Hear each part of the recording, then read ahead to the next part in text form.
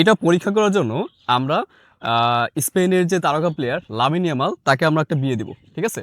তো তাকে বিয়ে দেবো হচ্ছে কোনো একটা শ্বেতাঙ্গ মেয়ের সাথে। আসসালামু আলাইকুম। 99 মিনিটস স্কুলে তোমাদের সবাইকে স্বাগতম। তো 99 মিনিটস স্কুলের অ্যাডমিশন শুরু হয়ে গেছে।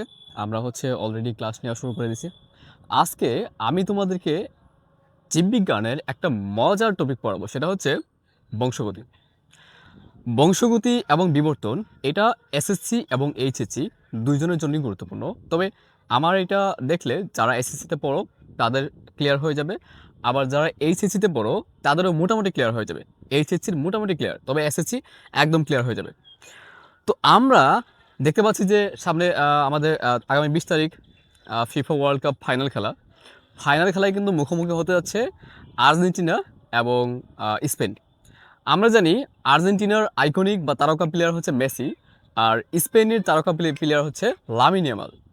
তো লামিন ইয়ামাল এবং মেসির কথা যদি বলি তাহলে দেখবা যে মেসি হচ্ছে শ্বেতাঙ্গ বা ফর্সা, আর লামিন ইয়ামাল হচ্ছে কৃষ্ণাঙ্গ বা কালো।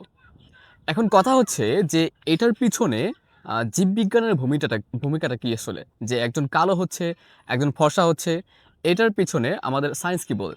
তো চলো এটা আমরা একটু দেখি। বংশগতিবিদ্যার সবচেয়ে গুরুত্বপূর্ণ উপাদানটা হচ্ছে ডিএনএ। ডিএনএর নাম তো তোমরা অনেকেই শুনেছো, বিশেষ করে টিভি সিনেমায় সিআইডিতে ডিএনএ টেস্ট করে। তো ডিএনএ হচ্ছে মানবদেহের যে বংশগতি এইটার একটা গুরুত্বপূর্ণ উপাদান। ডিএনএর পূর্ণরূপ হচ্ছে ডিঅক্সিরাইবো নিউক্লিক অ্যাসিড।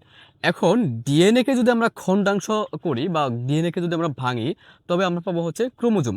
আর ক্রোমোজোমকে বলা হয় বংশগতির ভৌত ভিত্তি। এটা হচ্ছে, আমরা যদি একটু ডিএনএটা আঁকি, তোমরা হচ্ছে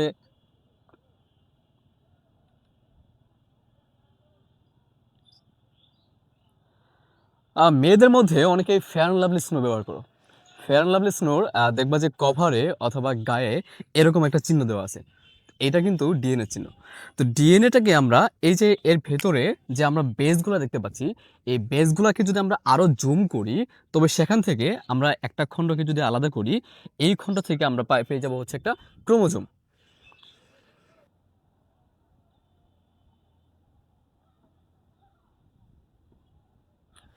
এই ক্রোমোজোমটাই হচ্ছে মূলত বংশগতির ভৌত ভিত্তি। তো এই ক্রোমোজোম আমাদের শরীরে থাকে মোট 23 জোড়া বা 46টা। 23 জোড়া, 23 জোড়া বা 46টি। এর মধ্যে মোট 22 জোড়া হচ্ছে মানুষের দেহ গঠনে কাজ করে, আর বাকি যে 1 জোড়া আছে এটা আমাদের জননাঙ্গ গঠনে বা মানুষের লিঙ্গ নির্ধারণে কাজ করে। আর এই 22 জোড়াকে বলা হয় অটোজোম, আর 1 জোড়াকে বলা হয় সেক্স ক্রোমোজোম। এই 22 জোড়াকে আমরা বলি,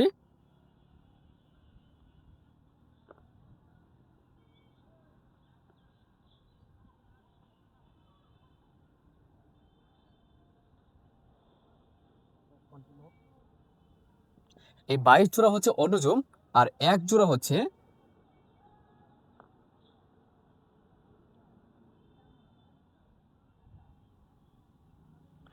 হ্যাঁ, 22 জোড়া হচ্ছে অটোজোম আর 1 জোড়া হচ্ছে সেক্স ক্রোমোজোম। এবার আমরা দেখব যে বংশগতিটা আসলে কিভাবে নির্ধারিত হয়। তো এই উপরের যে 22 জোড়া অটোজোম আছে, এটা হচ্ছে আমাদের দেহ গঠনে কাজ করে। অর্থাৎ আমাদের ধরো আমার স্বভাব চরিত্র কেমন হবে, আমার কথাবার্তা কেমন হবে, আমার গায়ের রং কেমন হবে, এমনকি আমার চোখের লেন্স কেমন হবে, কি কালার হবে, আমার চুল স্ট্রেট হবে নাকি সিল্কি হবে, এই সব কিছু নিয়ন্ত্রণ করে হচ্ছে এই 22 জোড়া অটোজোম। আর যে 1 জোড়া সেক্স ক্রোমোজোম থাকে, এটি মূলত নির্ধারণ করে যে সেই সন্তানটা ছেলে হবে নাকি মেয়ে হবে। তো আমরা প্রথমে দেখতে পাবো যে এই 22 জোড়া অটোজোমের মাধ্যমে কিভাবে শ্বেতাঙ্গ কিংবা কৃষ্ণাঙ্গ এই ধরনের সন্তানের জন্ম হয়। এটা পরীক্ষা করার জন্য আমরা স্পেনের যে তারকা প্লেয়ার লামিন ইয়ামাল তাকে আমরা একটা বিয়ে দিব, ঠিক আছে? তো তাকে বিয়ে দেবো হচ্ছে কোনো একটা শ্বেতাঙ্গ মেয়ের সাথে, যে হচ্ছে ফর্সা, জন্মগত ফর্সা। লাইক আমরা হচ্ছে অস্ট্রেলিয়ান কাউকে আনতে পারি, বা হচ্ছে আমরা শ্বেতাঙ্গ অনেক আছে, আর্জেন্টিনা থেকে একটা বিয়ে দিতে পারি তাকে। সো এই বংশগতিবিদ্যার যে জনক, ওই বেটার নাম ছিল হচ্ছে গ্রেগর জোহান মেন্ডেল। তো গ্রেগর জোহান মেন্ডেল বলেছিল যে প্রত্যেকটা ক্রোমোজোম জোড়ায় জোড়ায় কাজ করে। অর্থাৎ মানুষের যে যেই ক্রোমোজোমগুলো তাদের বংশগতি নিয়ন্ত্রণ করে, এটাকে আমরা এক্স এবং ওয়াই দিয়ে ডিফাইন করতে পারি, অথবা হচ্ছে এ বি এভাবেও দিতে পারি। যেমন আমরা যদি লামিন ইয়ামালের যে ক্রোমোজোমটা, এটাকে যদি আমরা ডাবল এ দেই, এবং তার সাথে যে আমরা একটা সাদা মেয়ের বিয়ে দেব, সেটাকে যদি আমরা হচ্ছে ডাবল বি দেই, অথবা আরেকটা কাজ করা যায়, যেমন হচ্ছে লামিন ইয়ামাল যেহেতু ব্ল্যাক, সেহেতু আমরা এটাকে বি দিতে পারি।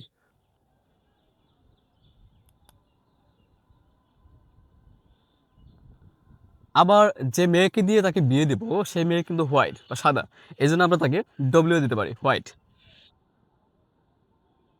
এখন এদের মধ্যে আমরা ক্রস করে দেখব যে এদের সন্তান হইলে আসলে কালারটি কি হয়, সাদা হয় নাকি কালো। এখন আমরা এই ক্রোমোজোমগুলোকে আলাদা করব, অর্থাৎ আমরা এই বিটাকে হচ্ছে এই দিকে নিয়ে আসবো, বি, আর হচ্ছে বি, হোয়াইট, হোয়াইট। এখন এই ক্রসটাকে দুইভাবে করা যায়। এক হচ্ছে আমরা এইটার সাথে এটা সরাসরি ক্রস করতে পারি, অথবা আমরা একটা বক্স করে করতে পারি। আমি প্রথমে দেখাচ্ছি একটা বক্স করে, হ্যাঁ।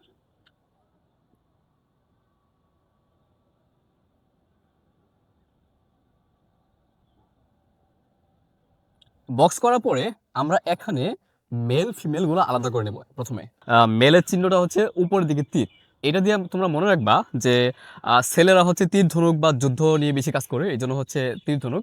আর এটা হচ্ছে কিছুটা আয়নার মতো, হ্যাঁ, ছোট ওই যে 10 টাকা করে বিক্রি করে আয়নাগুলো আছে না, ওইটার মতো কিছুটা। আর আয়না বিশেষ করে মেয়েরা ব্যবহার করে বেশি, তারা হচ্ছে অধিক সুন্দর হতে চায়। তো এই জন্য আমরা এটাকে ফিমেল দিয়ে রাখলাম। তো এখন মেলের যে লামিন ইয়ামাল, তার যে জিনোটাইপটা, এটা আমরা এখানে লিখে নেব, বি এবং বি। এবার আমরা একটা যে সাদা মেয়ে, ফর্সা মেয়ে যাকে দিয়ে লামিনী আমাদের বিয়ে দিচ্ছি, তার জিনোটাইপগুলো এখানে লিখে নেব, ডব্লিউ, ডব্লিউ। এবার আমরা এটাকে ক্রস করব। প্রথমে এটার সাথে এই দুইটা বি এবং ডব্লিউ মিলে বি ডব্লিউ, বি এবং ডব্লিউ মিলে বি ডব্লিউ। এবার এটার সাথেও আবার এটা ক্রস করব, হ্যাঁ। প্রথমে এইটার সাথে এই দুইটা ক্রস করলাম, এরপরে পরবর্তী ডব্লিউ এর সাথে আবার এই দুটো ক্রস, যেমন হচ্ছে বি আর ডব্লিউ মিলে বি ডব্লিউ, বি এবং ডব্লিউ মিলে। এইখানে আমরা যেই বিষয়টা দেখতে পাচ্ছি যে লামিন ইয়ামালের যদি 4টা সন্তান হয়, 4টাই কিন্তু বি ডাব্লিউ হয়ে গেছে। আর বি ডাব্লিউ হওয়ার মানে হচ্ছে 4টাই হয়ে গেছে শ্যামলা, অর্থাৎ এখানে কোনো ফর্সাও পাওয়া যায় নাই, আবার কালোও পাওয়া যায় নাই। তার মানে 4টা সন্তান হয়ে গেলে 4টাই শ্যামলা হয়ে গেছে। এটা হচ্ছে ফার্স্ট জেনারেশন বা F1। এবার যদি আমরা এটাকে সেকেন্ড জেনারেশনে নিয়ে যাই, অর্থাৎ এদের মধ্যে যদি আবার ক্রস করা হয়, যেমন এই ছেলে, এখানে যদি আমরা দুইজনকে ছেলে ধরি আবার দুইজনকে মেয়ে ধরি, তাহলে আমরা এখান থেকে একটা ছেলে এবং একটা মেয়েকে যদি বিয়ে দেই আবার, তাহলে দ্বিতীয় জেনারেশনে গিয়ে সেখান থেকে আমরা একজন পিওর কালো ছেলে অর্থাৎ লামিনী আমালের মতো পাবো, আবার আরেকজন পাবো হচ্ছে পিওর ফর্সা মেয়ে বা ফর্সা ছেলে, যাকে আমরা তার লামিনী আমালের ওয়াইফের মতো পাবো। অর্থাৎ আমরা যে দেখি যে কিছু কিছু ক্ষেত্রে বাবা মা কালো কিন্তু সন্তান হয়ে গেছে ফর্সা, অথবা বাবা মা ফর্সা কিন্তু সন্তান হয়ে গেছে কালো। এর কারণটা কি জানো? এর কারণ হচ্ছে তাদের দাদা অথবা নানার মধ্যে এই কালারগুলো ছিল। অর্থাৎ আমাদের যে বংশগতির যে ক্রোমোজোমটা আছে, জিনটা আছে, যেটা আমরা বলি বংশগতিবিদ্যার একক, যেটা জিন, জিনটা কখনো নষ্ট হয়ে যায় না, এটা আমাদের শরীরের ভিতরে থেকে যায়। হয়তো প্রকট বৈশিষ্ট্য হয়ে অথবা প্রচ্ছন্ন বৈশিষ্ট্য হয়ে। প্রকট মানে হচ্ছে যেটা প্রকাশ পায়, আর প্রচ্ছন্ন মানে যেটা গোপন থাকে। অর্থাৎ এখানে প্রত্যেকটা ছেলে মেয়ে শ্যামলা হয়ে গেছে, কিন্তু এদের মধ্যে প্রচ্ছন্ন হিসাবে কালো এবং ফর্সা দুইটা জিনিস রয়েছে।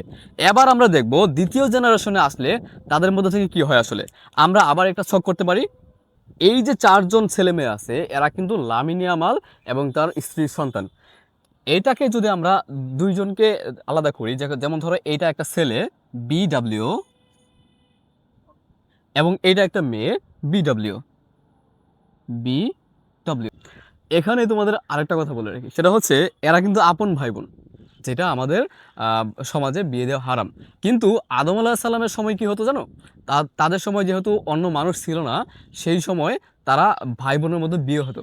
তো আমরা জাস্ট উদাহরণ দেওয়ার জন্য, বোঝানোর জন্য এই টপিকটা আলোচনা করতেছি। আদারওয়াইজ ভাই বোনের মধ্যে কিন্তু বিয়ে ইসলামে হারাম, এটা মনে রাখবা। আবার অন্যান্য প্রাণীর ক্ষেত্রে যদি বলি, সেক্ষেত্রে ঠিক আছে। তো দেখো, এখানে যদি আমরা একটা ছেলেকে পাইলাম শ্যামলা আর একটা মেয়েকেও পাইলাম শ্যামলা, এবার আমরা এই দুইজনের মধ্যে যদি বিয়ে দিয়ে ক্রসিং করি তাহলে যেটা হবে যে শ্যামলা ছেলেকে যদি আমরা বি এবং ডব্লিউ এটাকে যদি আমরা আলাদা করি তাহলে পাবো বি ডব্লিউ। আবার শ্যামলা মেয়েকেও যদি আলাদা করি সেক্ষেত্রেও বি ডব্লিউ। এবার এটা হচ্ছে মেয়ে আর এটা হচ্ছে ছেলে। এখন ছেলেরটা আমরা এই পাশে দিতে পারবো বি ডব্লিউ। আবার মেয়েরটা এদিকে দিতে পারবো, এই যে আয়না চিহ্ন, ঠিক আছে, বি এবং ডব্লিউ।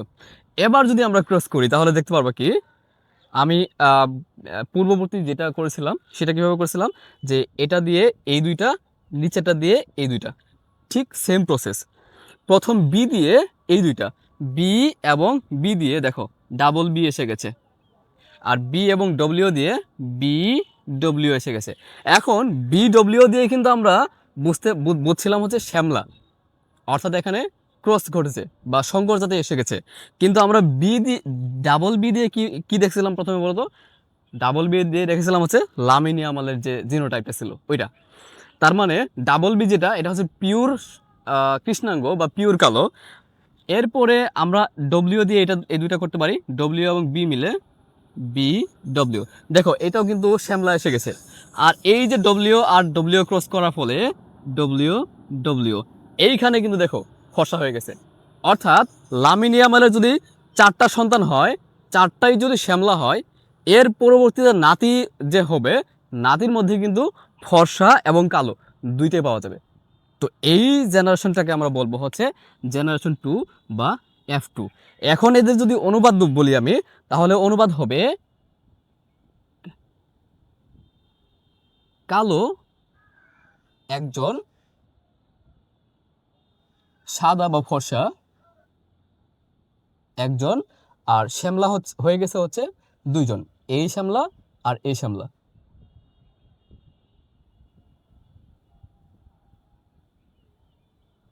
সুতরাং তাদের অনুপাত হবে 1:2:1।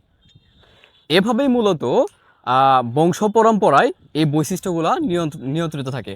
অর্থাৎ লামিনী আমালের যে কালো রং এটাও কখনো মিশে যাবে না বা নষ্ট হয়ে যাবে না, আবার তার স্ত্রীর যে সাদা রং এটাও কখনো মিশে যাবে না বা নষ্ট হয়ে যাবে না। এটা বংশ পরম্পরায় পরবর্তী বংশধরে প্রকাশ পেয়ে থাকবে। এ হচ্ছে মূলত কিভাবে মানুষের কালারগুলা নির্ধারিত হয়।